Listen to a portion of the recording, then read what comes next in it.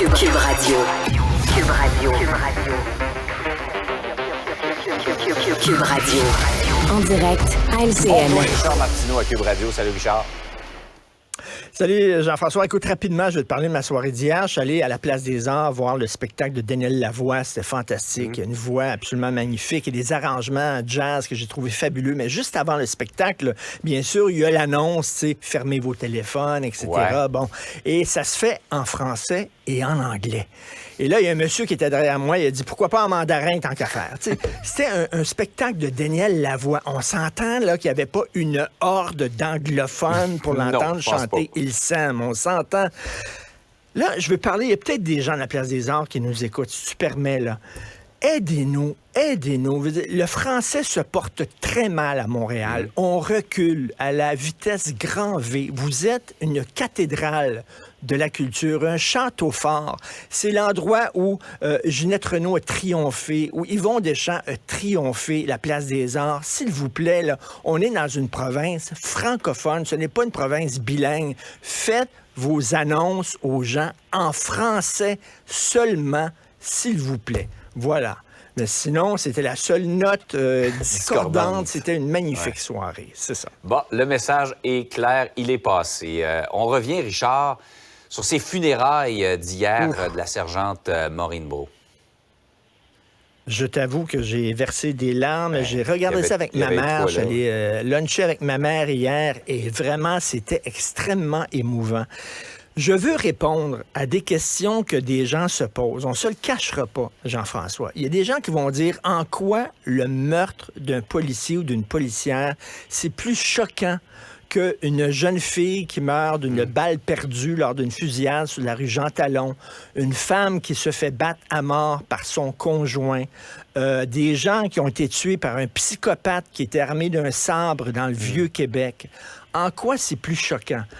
Ils vont dire, ça fait partie des risques du métier. Quand tu es policier, tu acceptes que ça peut arriver, comme quand tu es militaire. Je comprends, ce sont des questions légitimes, Jean-François. Mais je pense que, premièrement, je pense qu'hier, c'est pas seulement Maureen Brault qu'on saluait dans ces événements-là, dans ces funérailles civiques. C'est qu'on rappelle aux gens le travail extraordinairement courageux de ces policiers-là. Hein, il y en a qui sont vivants, il y en a qui ont perdu la vie, mais ces gens-là décident, eux autres, de risquer leur vie pour nous protéger. Imaginez, à Montréal, on a une panne d'électricité, là. Imaginez à Montréal, on enlève tous les policiers des rues. Tous les policiers. Ça va devenir une jungle en 3 jours. Ouais. Déjà, pendant la panne, moi, j'ai vu des gens, là, il n'y avait pas de feu de circulation, puis j'ai vu des gens là, qui n'arrêtaient pas. J'en ai vu, là, des automobilistes qui passaient. Tu sais, ces gens-là, ces policiers-là, ces policières-là mettent leur vie. C'est un rempart contre la barbarie, contre la sauvagerie. Vraiment, là, c'est un rempart. Ces gens-là, donc, je trouve que effectivement, toute mort est scandaleuse, tout meurtre est scandaleux, mais ça, c'est une société qui se rassemble, qui se met sur pause, puis qui dit à ces policiers-là, merci de l'acte de courage que vous faites. Et j'étais je trouve que j'étais très, très touché de voir sa famille, de voir tous ces policiers-là, ces policières-là, d'un peu partout. Donc, je trouve que c'était des funérailles quand même importantes. Ça prend ça dans notre société de temps en temps. Tu sais, on les critique des fois, les policiers, puis parfois avec raison, parce que des fois, il y a des pommes pourries, mais quand même, c'est une job que vous et moi, on voudrait peut-être pas faire. Et c'était bien de le souligner hier. Moi, quand j'ai vu les enfants de Maureen Brault, on dirait que j'ai calculé l'ampleur du sacrifice, pas seulement pour elle, mais pour ses proches également. Face à ce métier. Et son ami, lorsque son ami qui patrouillait avec elle et qui dit on devait faire une dernière journée de patrouille ensemble le 30 mars, puis on les appelait le duo de feu, ces deux femmes-là. Hein. Écoute, il n'y avait pas un œil sec, je crois, devant leur écran de télé. De très beaux moments, très solennels également.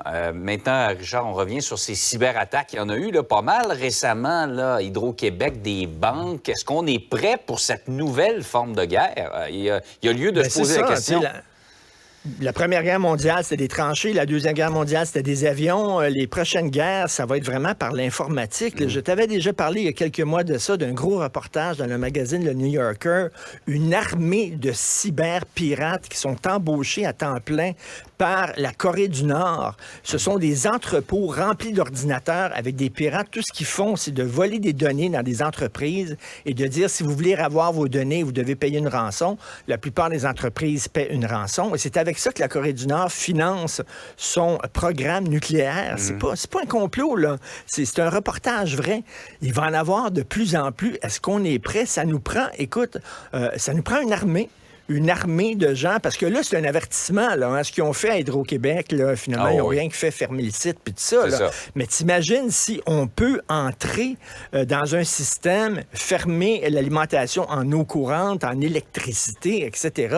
Les guerres de demain, ça va être comme ça. C'est un acte de guerre, finalement. Exact. Est-ce qu'on est prêt? Est-ce qu'on est prêt à développer une armée de gens qui vont être derrière les ordinateurs, qui vont mieux protéger nos systèmes? Écoute, je pense qu'Éric Kerr est sur le cas.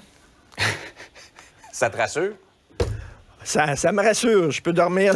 mais bref, ça va être la guerre de demain. Donc, c'est assez inquiétant quand même. Là. Il va en avoir de plus en plus d'attaques comme ça. Et tu as vu aussi, sur le front chinois, là, tu as vu, c'est la presse qui sort ça aujourd'hui, là, le fameux millionnaire qui avait donné un don à la Fondation Trudeau. Finalement, la Chine était derrière lui. C'était vraiment la Chine. Et, écoute, attends une minute, là.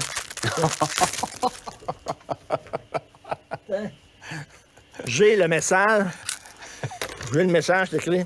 Justin Trudeau ne s'en sortira pas comme ça. Voilà. Alors, c'est écrit dessus. Je pense. La vérité. Le message est clair. Et dans les biscuits chinois. Hey Richard, bonne fin de semaine. On se revoit dans 2 semaines. Moi, je quitte pour 2 semaines. Je te laisse savourer ton biscuit chinois. Profite-en bien. On s'en dans parle 2 le 1er mai. semaines. Cube Radio.